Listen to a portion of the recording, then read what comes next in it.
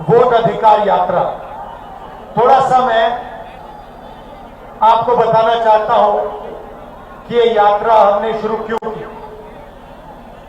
देखिए, काफी समय से लोगों को शक हो रहा है कि इलेक्शन में कोई ना कोई घपला है, कोई ना कोई कमी है। ये काफी सालों से लोगों को लग रहा है। वही काफी लोगों को लग रहा है कि कोई ना कोई कहीं ना कहीं चोरी कर रहा है। तो महाराष्ट्र में लोकसभा का चुनाव होता है और उसमें इंडिया गठबंधन जीतती है। 4 महीने बाद विधानसभा का चुनाव होता है और उसी महाराष्ट्र में बीजेपी का गठबंधन स्वीप करता है और हमारा गठबंधन दिखता ही नहीं है, गायब हो जाता है।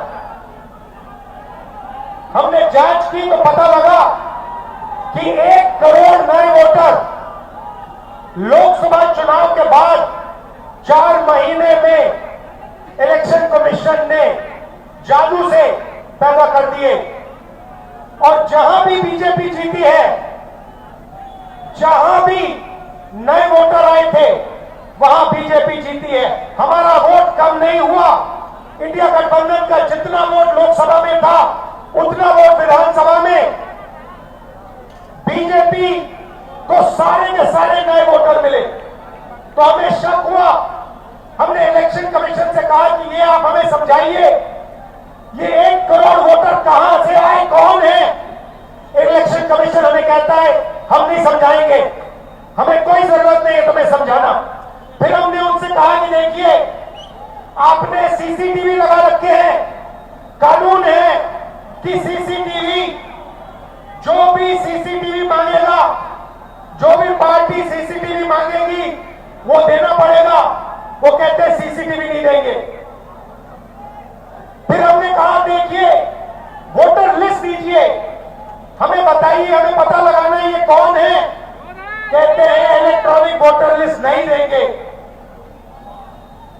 फिर हमने कहा कि हम थोड़ी गहराई से पता लगाते हैं।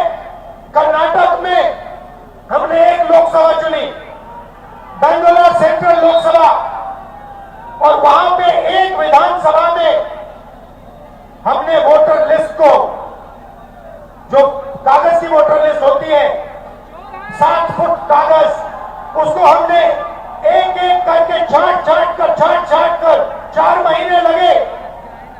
हमने एक वोटर का चेहरा दूसरे चेहरे से मिलाया, एक वोटर का एड्रेस दूसरे वोटर से, और हमने पता लगाया, सच्चाई निकाली। भाइयों बहनों, बेंगलोर सेंट्रल का जो चुनाव हुआ, बेंगलोर सेंट्रल में जो लोकसभा का चुनाव हुआ, वो चोरी का चुनाव था। इलेक्शन कमीशन और बीजेपी ने मिलकर बेंगलोर सेंट्रल में चोरी करी है। मैं आपको ये गारंटी देके कह रहा हूं, मेरा प्रेस कॉन्फ्रेंस देख लीजिए, उधर लिस्ट बनी हुई है, डुप्लीकेट वोटर फॉर्म 6 में अलग अलग एड्रेस, एक छोटे से घर में 50 अलग अलग वोटर, गलत एड्रेस 0। हमने 1 लाख ऐसे वोटर देश को दिखा दिए। और इलेक्शन कमीशन क्या कहता है? इलेक्शन कमीशन मुझे कहता है आप एफिडेविट दीजिए। मुझसे एफिडेविट मांगता है, मगर जब अनुराग ठाकुर वही बात कहता है जो मैं कह रहा हूं, उससे एफिडेविट नहीं मांगता है। तो भाइयों और बहनों, इसके बाद उन्होंने क्या किया? इन्हें पता लग गया कि अब इंडिया गठबंधन छोड़ेगा नहीं। इन्हें पता लग गया कि हम बात समझ गए हैं, वोट चोरी कैसे होती है, हम डुप्लीकेट वोटर की बात समझ गए हैं, फेक एड्रेस की बात समझ गए हैं, फॉर्म 6 की बात समझ गए हैं। तो इन्होंने अब नई तरकीब निकाली है, SIR। SIR मतलब बिहार की जनता से उनका वोट चोरी करने का तरीका। पहले छुप के करते थे, अब खुलेआम सबके सामने। आज उनका प्रेस कॉन्फ्रेंस होता है, मैं उनसे पूछना चाहता हूं, आपने कानून बनाया, आपने सीसीटीवी को बदला क्यों? सरकार ने क्यों बदला? मैं एक और सवाल पूछना चाहता हूं। भाइयों और बहनों, आप जानते हो कि इलेक्शन कमिश्नर पर कोई भी केस नहीं किया जा सकता है। आप जानते हो कि हिंदुस्तान का कोई भी court, high court, supreme court उन पर केस नहीं कर सकता है। आप जानते हो ये कानून कब बना? जानते हो 2023 में ये कानून बना। ये कानून 2023 में क्यों बना? क्योंकि नरेंद्र मोदी और अमित शाह ये चाहते हैं कि इलेक्शन कमीशन के खिलाफ कोई कार्रवाई नहीं कर पाए, क्योंकि इलेक्शन कमीशन उनकी मदद कर रहा है, उनके साथ वोट चोरी कर रहा है।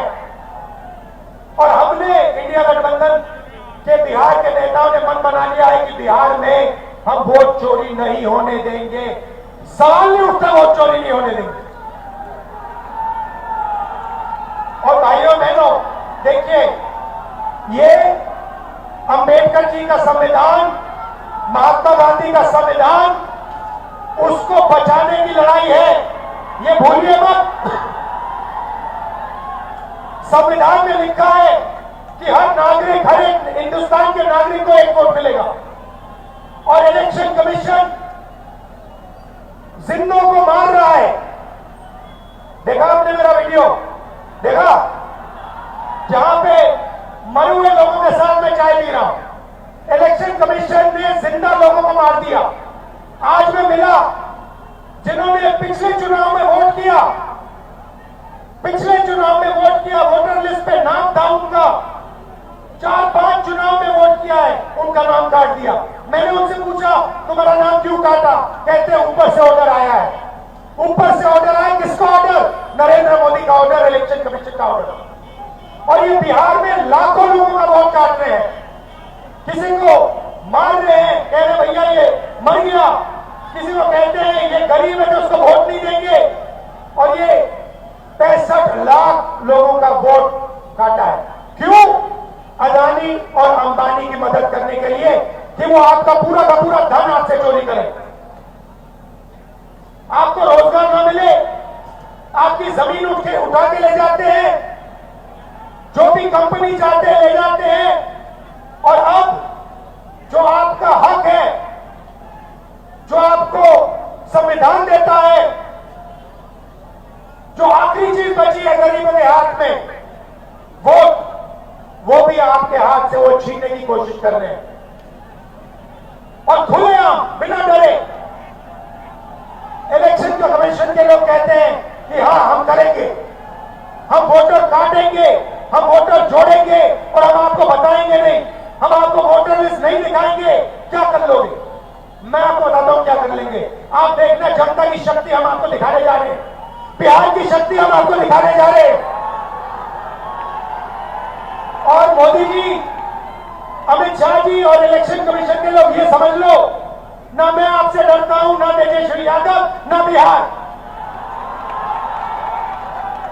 और सच्चाई, भाइयों और बहनों, ये वोट चोरी की सच्चाई मैं आपको गारंटी कहकर दे रहा हूं। जो मैं कह देता हूं मैं छोड़ता नहीं हूं, मैं गारंटी कहकर कह रहा हूं, वोट चोरी की सच्चाई हिंदुस्तान के हर नागरिक के सामने, आंखों के सामने हम रख देंगे। भाइयों और बहनों, रात का समय है। आप देखिए, यहां पे सरकार ने, देखिए बिहार की जनता का दम देखिए। यहां पे पुलिस वालों ने क्या किया?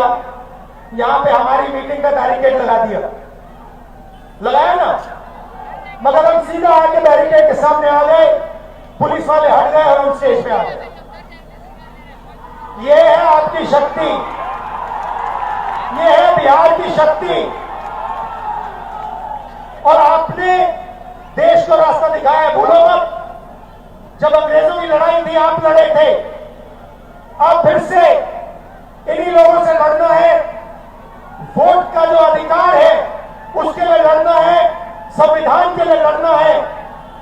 आप सबका दिल से बहुत बहुत धन्यवाद। रात का समय है, आप सब यहां आए। इंडिया गठबंधन के जो नेता हैं, तेजस्वी जी हैं, बाकी नेता हैं, उनका मैं धन्यवाद करता हूं। नमस्कार, जय हिंद, जय बिहार। बहुत बहुत धन्यवाद।